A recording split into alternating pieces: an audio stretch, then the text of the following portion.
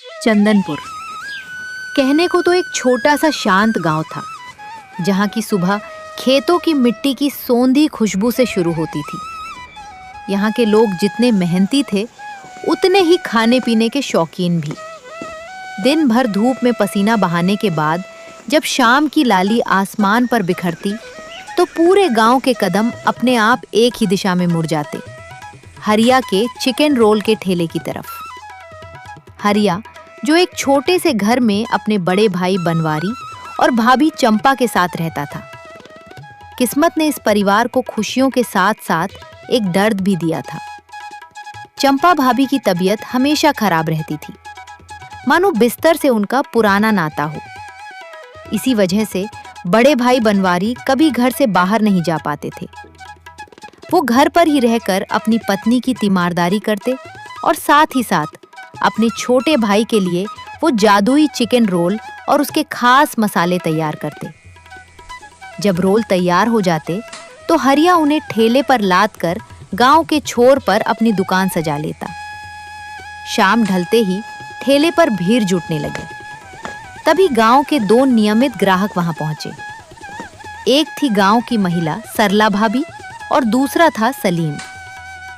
हरिया स्वभाव से तो बहुत सीधा और सीधा साधा दिखता था, पर वक्त पड़ने पर उसकी बुद्धि बड़ी चालाक और तेज चलती थी। देख हरिया, मैं तेरी दुकान पर रोज आती हूँ, रोज खाती हूँ, पर तू बड़ा मतलबी है रे। क्या तू मुझे इस चिकन रोल की रेसिपी और इसके जादुई मसाले का राज नहीं बता सकता? बता दे, किसी को नहीं कहूंगी। हरिया ने मुस्कुराते हुए कबाब सेकते हुए कहा, भाभी जी, आप भी रोज एक ही सवाल लेकर बैठ जाती हैं। कितनी बार कहा कि मुझे कुछ नहीं पता। मैं तो बस यहाँ ठेला लगाता हूँ और बेचता हूँ। जो कुछ भी जादू है वो मेरे बनवारी भैया के हाथों में है, वो किसी को नहीं बताते। तभी पास खड़ा सलीम अपनी उंगलियां चाटते हुए बीच में कूद पड़ा। उसकी बातों में एक अजीब सी कड़वाहट थी। पर तू कब तक दूसरों के भरोसे जिएगा हरिया? देख, मेरी बात मान। मेरा भी एक बड़ा भाई था, पर उसने वक्त आने पर मुझे ऐसा धोखा दिया कि मैं कहीं का नहीं रहा। तुझे क्या लगता है तेरा भाई जिंदगी भर तेरे लिए कमाता रहेगा? एक दिन वो तुझे...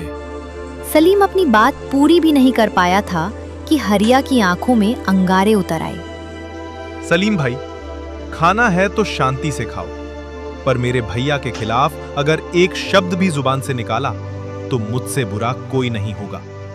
मैं अपने भैया के बारे में कुछ नहीं सुन सकता। सलीम ने माहौल को बिगड़ता देख तुरंत अपने सुर बदले। अरे अरे, गुस्सा मत कर छोटे, मैं तो बस वैसे ही कह रहा था। चल, गुस्सा छोड़ और एक प्लेट और लगा दे। हरिया ने सरला भाभी की तरफ देखा, जो चुपचाप तमाशा देख रही थी। और सरला भाभी, आप भी सिर्फ बातें बनाने आई हैं या रोल भी खाएंगी? अगर पूछना है तो रास्ता नापिए। दोनों ने चुपचाप अपनी अपनी प्लेटें ली, रोल खाए और वहां से निकल गए। देखते ही देखते ठेले पर लोगों का आना जाना लगा रहा और हरिया के हाथ तेजी से चलते रहे। सूरज अब ढलने को था। ठेले पर सिर्फ कुछ ही रोल बचे थे। तभी शहर की चमक दमक से सराबोर 2 परदेसी बाबू पैदल चलते हुए हरिया के ठेले के पास आकर रुके। उनके कपड़े और बात करने का अंदाज गांव वालों से बिल्कुल जुदा था। वे आपस में अंग्रेजी में कुछ बड़बड़ा रहे थे, पर बीच बीच में हिंदी का भी इस्तेमाल कर रहे थे। हरिया, जो दिखने में भले ही एक ठेले वाला था, पर वो पढ़ा लिखा था। वो उनकी अंग्रेजी की बातें अच्छी तरह समझ रहा था। पहले परदेसी बाबू ने हरिया को देखते हुए थोड़ी मिक्स भाषा में पूछा, हे भाई, कैसे दे रहे हो ये चिकन रोल? क्या भाव है इसका? हरिया ने बिना किसी झिझक के बेहद साफ और सुरीली अंग्रेजी में जवाब दिया, sure sir, it's very reasonable. बहुत ही वाजिब दाम है। ये सुनकर दोनों परदेसी बाबू चौंक गए। अरे भाई, तुम गांव के होकर इतनी शानदार इंग्लिश बोल रहे हो और यहाँ गांव के कोने में चिकन रोल का ठेला लगा रहे हो। ये हुनर और ये काम। क्या करे साहब, मजबूरी है। बड़े भैया घर पर रहते हैं क्योंकि भाभी की तबीयत बहुत खराब रहती है। उन्हें इस हाल में अकेले छोड़कर मैं कहीं दूर नहीं जा सकता। बड़े बड़े शहरों की कंपनियों से कई ऑफर आए, पर मुझे इस गांव की मिट्टी और अपनों के बीच जो सुकून मिलता है वो कहीं और नहीं। वो इंसान मूर्ख होते हैं हरिया, जो अपने सपनों को दबाकर जीते हैं। अगर तुमने कोई सपना देखा है तो उसे खुलकर जियो। उसके लिए चाहे भाई हो, भाभी हो या कोई भी, किसी को भी छोड़ना पड़े तो पीछे मत हटो। साहब, सपने अपनी जगह हैं और अपने अपनी जगह। आपको पता होना चाहिए कि मैं अपने भैया भाभी के लिए अपने सपने तो क्या, अपनी जान भी दांव पर लगा सकता हूँ। उनके खिलाफ मैं कुछ नहीं सुनूंगा। अरे चलो चलो, कोई बात नहीं भाई, हम तो बस ऐसे ही कह रहे थे। वैसे अगर कभी मन बदले और शहर में काम करना हो तो बताना, अपनी कंपनी में अच्छी जगह लगवा दूंगा। नहीं साहब, शुक्रिया। मैं यहाँ जितना कमाता हूँ उसमें बहुत खुश और संतुष्ट हूँ। अच्छा ठीक है, हमारे लिए 4 रोल लगा दो। हरिया ने फुर्ती से उनके लिए 4 बेहतरीन रोल तैयार किए और प्लेट आगे बढ़ा दी। जैसे ही दोनों ने पहला निवाला मुंह में रखा, उनकी आंखें फटी की फटी रह गई। ओह माय गॉड, क्या लाजवाब स्वाद है। ऐसा स्वाद तो हमने शहर के बड़े से बड़े 5 स्टार होटल में भी नहीं चखा। भाई सच में तुम्हारे हाथों में तो जादू है, जादू। साहब, ये जादू मेरे हाथों में नहीं, मेरे बड़े भैया के हाथों में है। आज उन्हीं के मसालों की बदौलत ये पूरा गांव मुझे जानता है। सच में हम तुम्हारे भैया से मिलना चाहते हैं। तुम्हारा घर कहाँ पड़ता है हरिया? गांव के ही किनारे एक छोटा सा घर है साहब। किसी से भी पूछ लीजिएगा कि बनवारी का घर कौन सा है, कोई भी बच्चा आपको रास्ता दिखा देगा। ठीक है, आज तो देर हो रही है, पर किसी दिन हम फिर आएंगे। और हाँ, सिर्फ रोल खाने नहीं, तुम्हारे घर आकर तुम्हारे भैया से मिलने भी आएंगे। साहब, मेरे भैया के हाथों का कमाल तो सब देखना चाहते हैं, पर वो खुद बहुत सीधे हैं, किसी से ज्यादा मिलते जुलते नहीं हैं। फिर भी आपका स्वागत है। धीरे धीरे रात घनी होने लगी। ठेले का सारा सामान खत्म हो चुका था। हरिया ने अपना ठेला समेटा और घर की ओर चल पड़ा। जब वो घर पहुंचा तो चारों तरफ सन्नाटा था। उसने दिन भर की अपनी गाढ़ी कमाई के पैसे चुपचाप भैया के हाथों में थमा दिए। थकान उसके बदन पर इस कदर हावी थी कि बिना कुछ खाए पिए वो खाट पर गिरते ही गहरी नींद के आगोश में समा गया। अगली सुबह, बनवारी भाई, ओ बनवारी भाई, जरा बाहर आओ। हरिया, कहाँ हो तुम? बाहर से आती अनजान और रौबदार आवाजें सुनकर बनवारी और हरिया दोनों चौंक गए और घर के बाहर आए। राम राम भाई साहब, आप लोग कौन हैं? और इस सुबह सुबह हमारे गरीब खाने पर कैसे आना हुआ? इससे पहले कि वो कुछ बोलते, हरिया ने तुरंत आगे बढ़कर परिचय कराया। भैया, ये वही दोनों शहर के बड़े बाबू हैं जो कल शाम को ठेले पर आए थे। मैंने बताया था ना आपको, ये आपसे मिलने की बात कर रहे थे।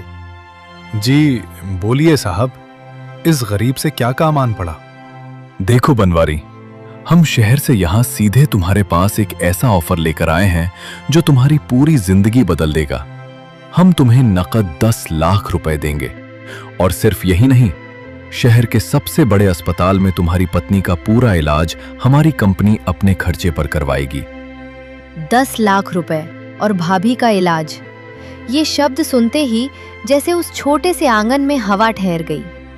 बनवारी का चेहरा गंभीर हो गया, जबकि पास खड़ा हरिया हकबका कर रह गया। उसकी आंखें फटी की फटी रह गईं। बस बदले में तुम्हें हमें उस चिकन रोल का सीक्रेट मसाला और उसकी पूरी रेसिपी हमारे नाम करनी होगी। बोलो, सौदा मंजूर है? बनवारी, जो अंदर से फौलाद की तरह मजबूत और बेहद स्वाभिमानी इंसान था, उसने एक पल भी नहीं गवाया। उसकी आंखों में पैसों की चमक के लिए कोई जगह नहीं थी। उसने शांत लेकिन बेहद वजनदार आवाज में कहा, माफ कीजिएगा बाबूजी, पर बनवारी अपनी मेहनत पर भरोसा रखता है, किस्मत के जुए पर नहीं। मुझे इन पैसों का कोई लालच नहीं है। मेरे लिए इस गांव वालों का प्यार और उनका भरोसा ही मेरी सबसे बड़ी पूंजी है। मैं अपना हुनर और अपने बुजुर्गों की दी हुई थाती इस तरह नहीं बेच सकता। भैया का ये साफ इनकार सुनते ही हरिया के पैरों तले की जमीन खिसक गई। वो घबरा गया। 10 लाख रुपए एक गांव वाले के लिए 7 जन्मों की कमाई के बराबर थे।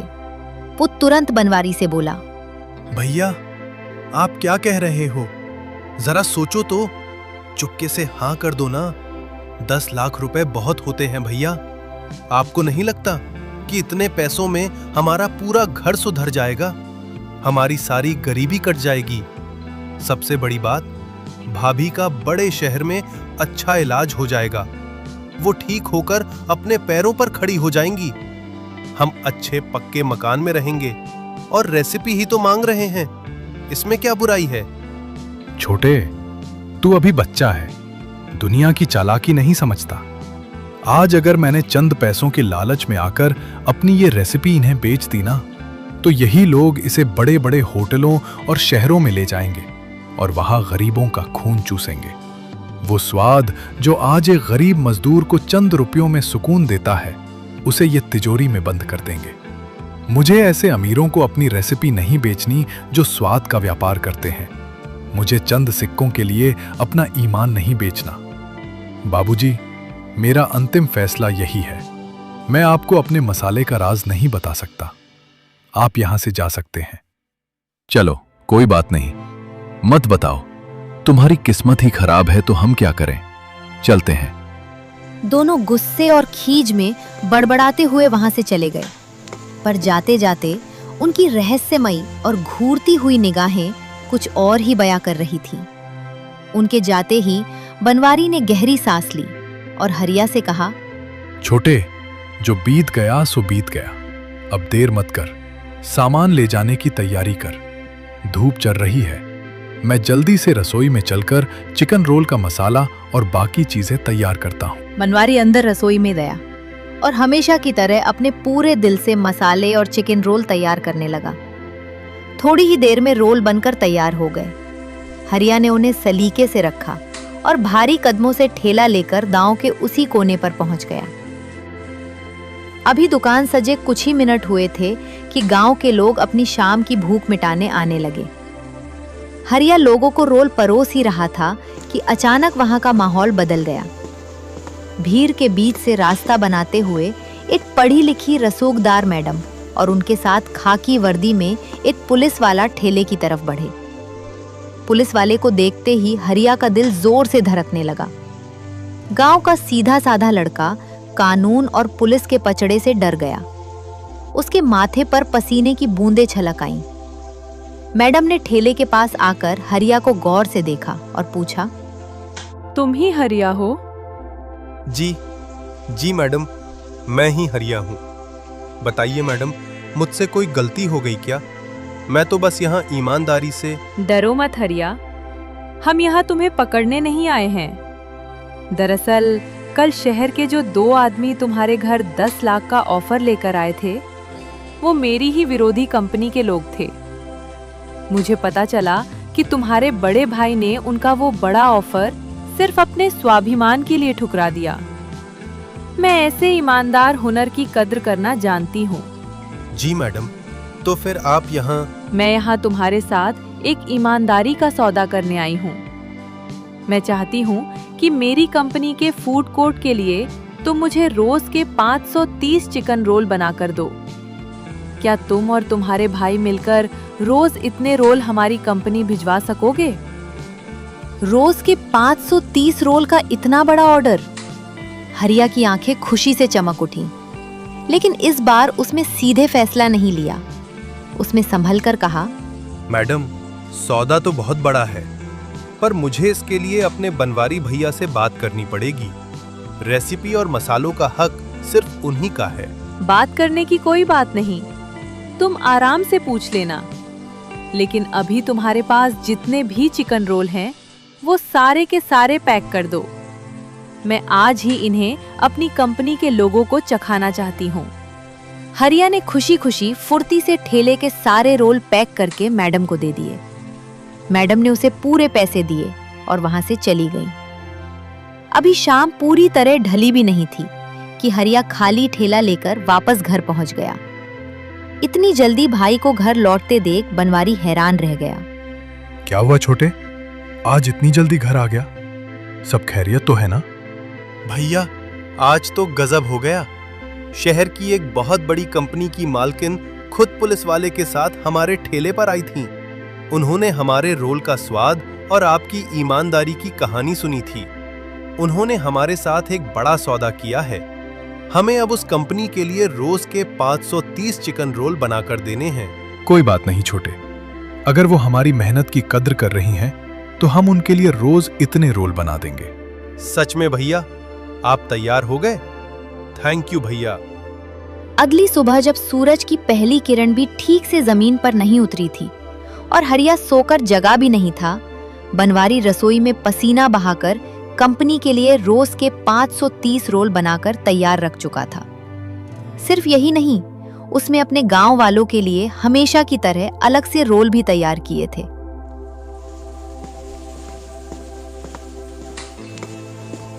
थोड़ी देर बाद उसके ठेले पर वही परदेशी बाबू आते हैं, रोल लेते हैं, पैसे देते हैं और चले जाते हैं। हरिया को समझ आ गया था कि हुनर के आगे अच्छे अच्छे लोग झुकते हैं।